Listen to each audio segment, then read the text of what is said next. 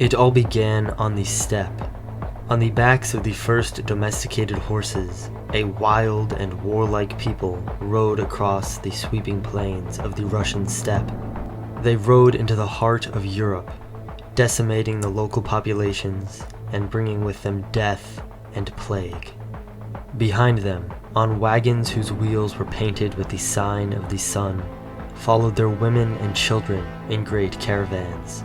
At the same time, these nomadic steppe peoples thundered on their horses, chariots, and wagons down into the Middle East as far as Mesopotamia, across Asia and Russia, even penetrating into China, all the way to India, where they established Vedic culture and the rigid Hindu caste systems. We call these steppe peoples the Indo-Europeans. Everywhere they went, they conquered, installed themselves as ruling castes, intermarried, and integrated with the local populations, leaving behind their language, religion, and genetics. It is from the synthesis of the Indo-Europeans with the farming populations of Europe that the genetic and cultural foundations of Europe were laid. It is to the Indo-Europeans that we can trace the many sister languages and cultures of Europe. And it is with these strange, savage, yet somehow familiar horse lords that we can find the origin of the most important story, not only in the history of Europe, but I believe in the history of the world, the story of the heroic ideal. In approximately 8000 BC, farmer populations from Anatolia began to migrate into Europe, mixing with and replacing the Western hunter-gatherer populations. Together, they formed the population called the early European farmers, with a greater percentage of Western hunter-gatherer DNA in the north and a greater percentage of Anatolian DNA in the south. To the east, the pastoralist peoples of the Russian steppe had risen from a combination of Eastern hunter-gatherers and Caucasus hunter-gatherers.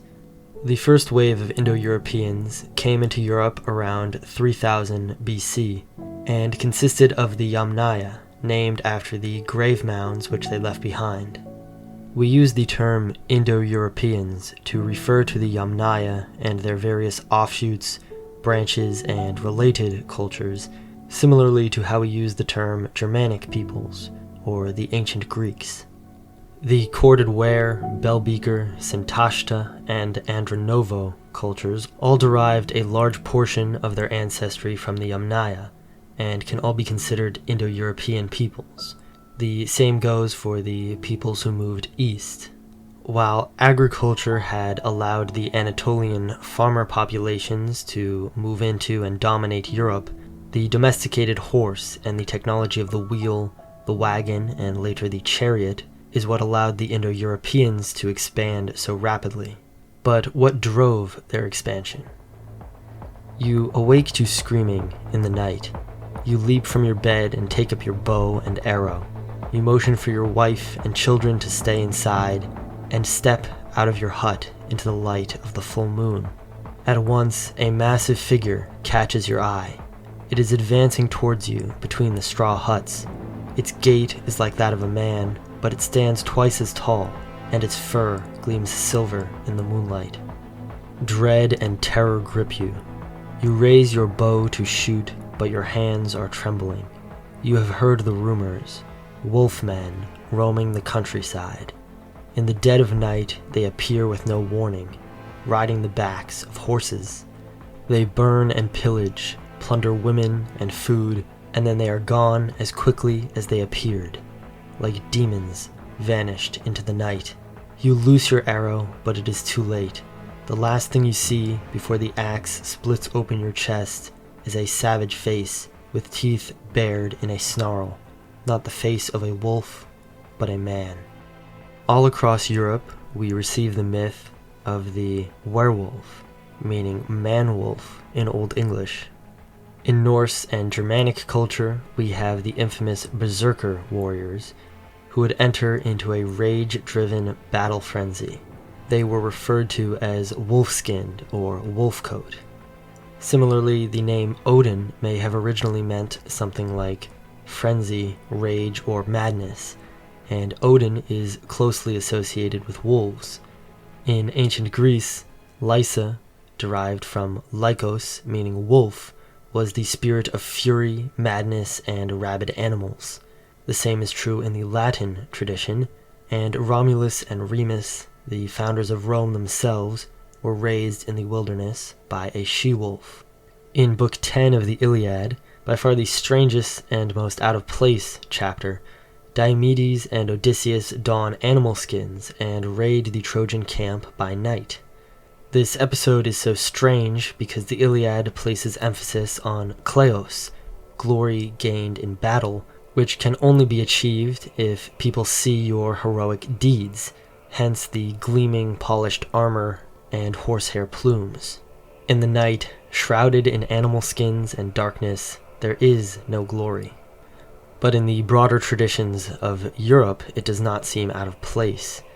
As part of Spartan training, the youths would be sent out in the night to prowl the countryside and slit the throats of any helots they could find. When all of these associated traditions, linguistic constructions, and symbolic associations are compared, we can begin to wonder whether they have a common origin. Scholars have posited a speculative reconstruction of an ancient Indo-European initiation ritual, in which young warriors would have taken on a ritual identification with wolves, perhaps shedding their human identity to descend into the madness of divine rage and bloodlust. They may have fought naked except for animal skins, as was custom in the Germanic and Celtic tribes, and as was the standard for depictions of Greek and Roman heroes. They may have been expelled from their tribe to wander the woods in packs, raiding and plundering by night. Scholars have called this speculative reconstruction the Koryos. With a surplus of population on the steppe, bands of young wolf warriors, either voluntarily or by ritual expulsion, would set out in search of new lands to settle and new peoples to plunder. Such a tradition would match the archaeological record. The Indo-Europeans expanded in waves, leaving behind graves with mostly young males. They left behind a trail of destruction, yet they also took farmer women as their wives, or at least as their mates. The reconstruction of the Koryos shows us the method for all Indo-European studies. The Indo-Europeans were first discovered through the echoes of their language. As early as the 1500s, an English scholar and missionary to India noted the similarities between the Indian languages Greek and Latin.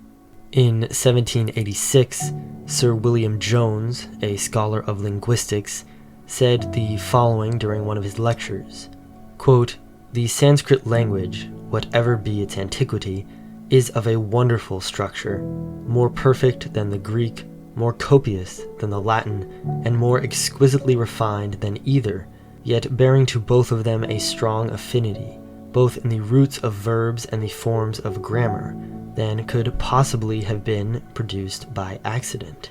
So strong indeed that no philologer could examine all three without believing them to have sprung from some common source, which, perhaps, no longer exists." End quote. By the 1800s, Franz Bopp had written the first comparative grammar of Sanskrit, Greek, and Latin, and the study of the Indo-European languages and their origin had become an official discipline. We can tell much from the words which we have received from the Indo-Europeans. Since we have a similar word for wheel in all Indo-European derived languages, we can be certain that they had the wheel before their expansion, when their language was relatively homogeneous. If, however, all of the words for grain in Indo-European derived languages are different, and I'm making this example up, it means that these words were borrowed from other languages, and that the Indo-Europeans did not have lots of agricultural vocabulary before their expansion. Using Indo-European derived languages and mythologies, we can reconstruct what the Indo-Europeans may have believed, and linguists can even use the rules of language transformation to posit what their words may have sounded like. For example, the Latin Jupiter, the Greek Zeus Pater, and the Hindu Deus Piter, and even the Norse Tyr are almost certainly all derived from an original sky-father deity, whose name may have been something like Deus Piter. And all of these gods' association with the sky, thunder, lightning, hammers, battling serpents, and riding chariots gives us a good idea of how this original deity may have been represented. From the Russian steppe, he thundered north on his chariot, becoming Thor, and at the same time he thundered east, becoming Indra. Helios rides his chariot through the sky, while Poseidon rides his chariot through the sea. Elements of this original sky-father deity appear in the mythologies of every region which the Indo-Europeans conquered. One of the most important symbols which we receive from the Indo-Europeans is the sun wheel, which represents both the sun and the wheel. One might speculate about the invention of wheels. Did the steppe peoples first construct sun-like discs as religious symbols and then come to see their practical use? Or was the symbolism of the sun only later imposed on the wheel once it became the facilitator of their lifestyle? Since the Indo-Europeans were a pastoralist people, cattle is also very important in their derivative mythologies, and the trope of stealing cattle often appears. Cows are sacred in Hinduism, bulls were a prime sacrifice in ancient Greek and Roman traditions. In the Odyssey, Odysseus's men steal the cattle of the chariot-riding sun god Helios. Hercules' 10th labor is to travel to the ends of the earth and steal the cattle of the monster Geryon. And the Norse creation myth begins with a cosmic cow. Europe may even derive its name from a metaphor for cows. In the myth of Europa, Zeus turns into a bull to ravage the princess Europa. Europa means wide face, which is thought to have been an Indo-European phrase denoting the earth, but it is my belief that it may have also doubled as a metaphor for the cow with its wide face. This would make sense, since what gave the Indo-Europeans sustenance was not the grain of the earth, but the milk and meat of cattle.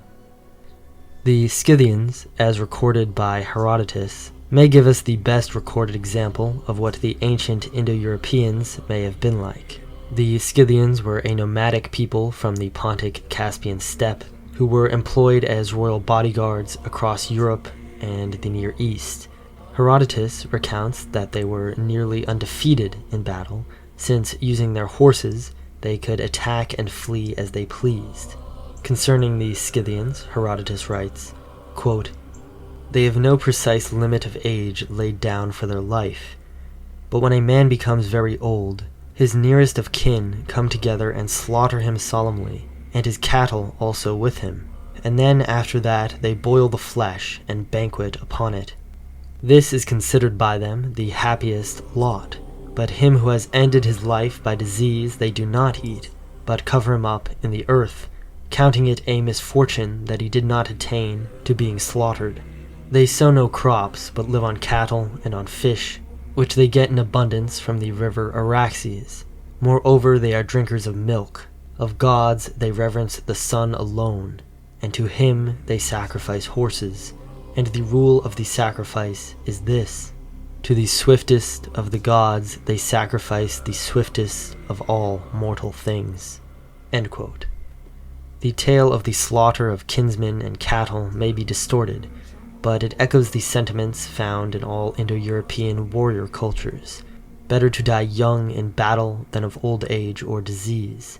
Additionally, the sacrifice of horses is attested in the Avestan, as well as in Roman and Celtic sources. It is also interesting that Herodotus writes that when the Scythians would take their intoxicating hemp baths, they would, quote, "howl like wolves."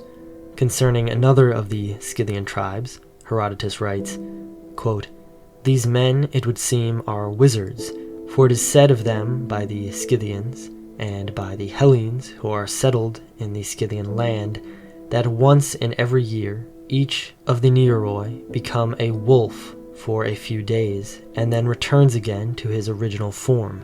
For my part, I do not believe them when they say this, but they say it nevertheless, and swear it, moreover." End quote. And concerning yet another Scythian tribe, he writes, The Androphagoi have the most savage manners of all human beings, and they neither acknowledge any rule of right nor observe any customary law. They are nomads and wear clothing like that of the Scythians, but have a language of their own, and alone of all these nations they are man-eaters." End quote. Could these tales echo the berserker wolf warriors who once roamed the steppe? And more importantly, could the ritual initiation of the Koryos, the nomadic lifestyle of the steppe peoples, their superior diets, their beliefs and ritual practices, be replicated in and adapted to the modern world? Could the great conquerors of the steppe, after all these years, return? The influence of the Indo-Europeans is baked into the very history, genetics, mythologies, and religions of Europe.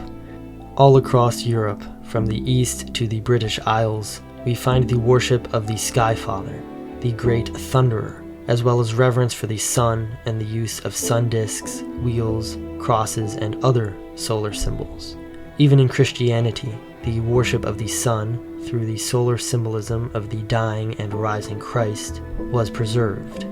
From the medieval knight and the equestrian practices of European aristocracies to the cowboys of the American frontier, we see the echoes of the horse warriors of the steppe. From the synthesis of the Indo-European steppe peoples and the European hunter-gatherer and farmer cultures blossomed the heroic cultures of the Greeks, the Romans, the Vikings, the Germanic and Celtic tribes, each unique traditions, unique branches, yet sharing one core, one trunk, one fundamental worldview, and sharing one aim, one aspiration, the heroic ideal.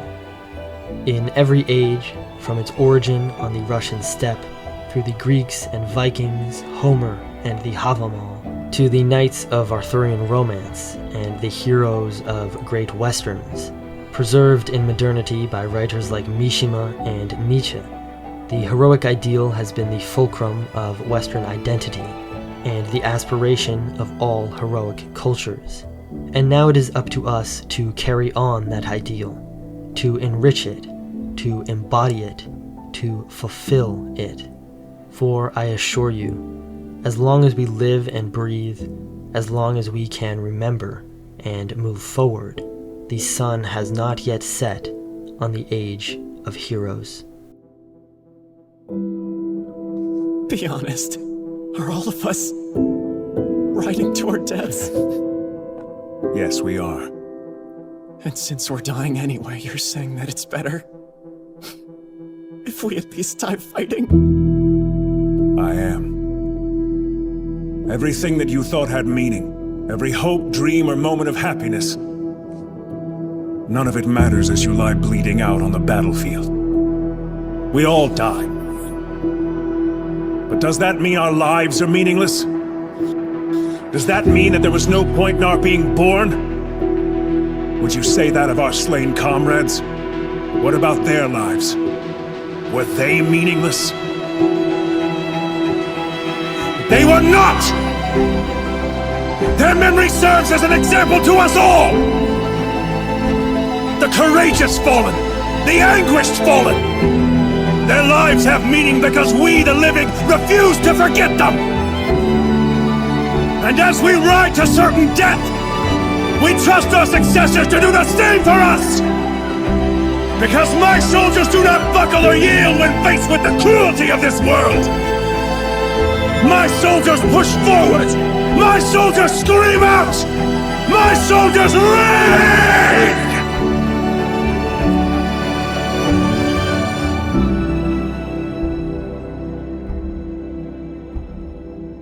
You will give the people of Earth an ideal to strive towards. They will race behind you. They will stumble. They will fall. But in time, they will join you in the sun.